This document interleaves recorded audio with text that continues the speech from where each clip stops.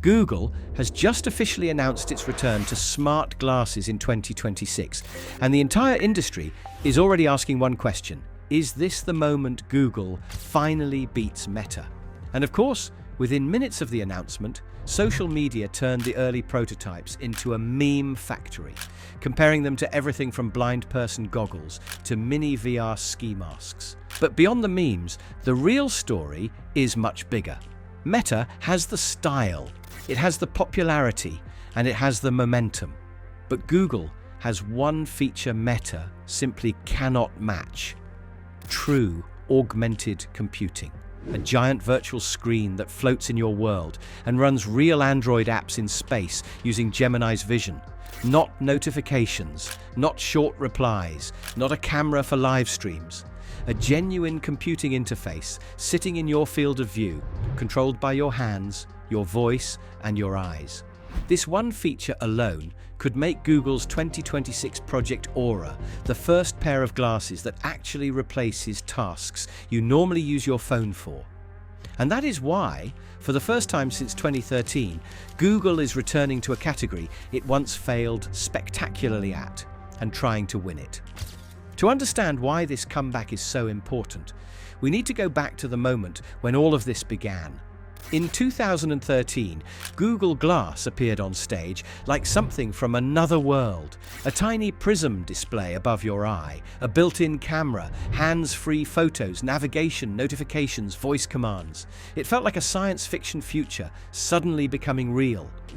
But while the idea was revolutionary, the timing was disastrous. People weren't ready for cameras on faces. The privacy debate became unmanageable. The LEDs that were supposed to show recording were too subtle. Bars and cinemas banned glass instantly. The word glass hole appeared in headlines. And beyond social acceptance, the hardware simply wasn't ready. It overheated. The battery drained quickly. The display was small and awkward, and there was no AI sophisticated enough to give the device real intelligence. By 2015, glass was dead for consumers, remembered not as a breakthrough, but as a warning. Fast forward a decade and everything has changed. Not just technology, but human behavior. Meta proved that people will wear smart glasses as long as they look normal. Ray-Ban Meta glasses sold millions. Suddenly, cameras on faces didn't feel futuristic or creepy. They felt convenient. At the same time, AI transformed from a novelty into the core interface people rely on daily. Large models like Gemini can now see the world, interpret images, translate text, understand objects, and overlay information with accuracy that didn't exist in 2013. And AR optics have matured dramatically. Waveguide displays, once dim and expensive, can now project bright, clear imagery even outdoors. In other words, the world that rejected Google Glass is not the world of 2026. The market is finally ready. This is the moment Google has been waiting for, and Project Aura is its answer. The device comes in two main versions: an audio-only AI glasses model and the advanced display model that has everyone talking. The display version is where Google believes it will beat Meta. Instead of a tiny notification UI or a chat overlay, Aura gives you a 70-degree field of view AR display. Enormous for consumer glasses, big enough to watch a full movie, read documents, open 3 apps at once, or place a navigation screen above the street as you walk. Meta's Ray-Ban glasses don't offer this. They can't. They don't have AR displays at all. They are excellent for capturing content and running assistant features, but they do not replace the phone or create a new computing surface. Google's display is powered by X-Real, a company that spent years perfecting waveguide optics for lightweight AR glasses. Their projection system achieves brightness and clarity that earlier AR devices struggled with, especially outdoors. This is why Google partnered with them. Instead of building optics from scratch, Google is using one of the most mature optical engines on the market, ensuring Aura is not just futuristic, but actually usable. The second major breakthrough is the compute puck. Unlike the original Google Glass, which stuffed all electronics into the frame, Aura moves the processor, battery, antennas, and thermal layers into a compact puck you can clip to clothing. This keeps the glasses light enough to wear all day and solves the heat problems that plagued glass. It also lets Google scale performance up in future models without redesigning the eyewear. The puck is likely running a custom Snapdragon XR chipset, optimized for AI tasks and low-power projection. And since the puck contains a larger battery, Aura won't die after an hour like early AR headsets. Gesture input is also part of Aura. Google confirmed that you can pinch, zoom, drag windows, and rotate virtual screens using simple hand tracking. And for the first time, Google is integrating eye tracking into glasses, and not for ads, but to allow natural interaction with UI elements by simply looking at them. Then there's Android XR, the operating system that ties everything together. Google isn't launching Aura as a standalone gadget. It's launching an entire XR ecosystem designed to run real Android apps in 3D space.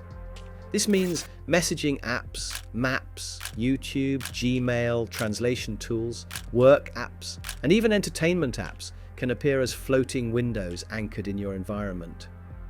Developers don't need to start from zero. They adapt their existing apps. Meta doesn't have this platform. Apple is building its own, but Vision Pro is too large and too expensive to scale to glasses. Google already has Android in billions of devices. Aura is the next extension of that universe. But the real center of Aura is Gemini. This is the intelligence that makes the glasses feel like they belong in 2026 instead of 2013. When you're walking through a city, Gemini places arrows on the road and step-by-step instructions in your view. When someone speaks in another language, subtitles appear instantly. When you look at a product on a shelf, Gemini identifies it, reads the label, compares reviews, or gives you a summary. If you look at a restaurant menu, Gemini translates and explains ingredients. If you're cooking, Gemini can pin recipe steps above your stove. If you're working, Gemini can read documents floating in front of you while you talk. And if you simply ask, "What am I looking at?" Gemini knows. Gemini also powers Circle to Search inside your real-world view. Instead of circling something on a phone screen, you can circle the real object with your fingers in mid-air. Aura understands the gesture, isolates the object, and instantly tells you what it is. Google even showed a demo where Gemini transformed an entire room into a North Pole environment instantly after the wearer said, "Make this room look like Christmas." That level of live visual editing was not possible even 2 years ago. This is the leap Google Glass never had. It's also the gap Meta is still struggling to close. Meta AI is strong for conversations and object descriptions, but it doesn't yet anchor content into space or run full-screen AR apps. That difference will matter enormously in the long run. However, the launch wasn't smooth. When prototype videos showed online, the internet did what it always does. It turned Aura into a meme. People compared them to blind person goggles, ski masks, VR headsets chopped in half, and medical eyewear. Jokes about ads on your eyeballs went viral. Some said Google misunderstood AR by placing giant YouTube windows in users' faces. Others resurrected the privacy controversies that destroyed the original Glass. It was déjà vu, the same skepticism, the same social panic. But this time, Google was ready. The prototypes aren't the final product. They're engineering units used for internal testing.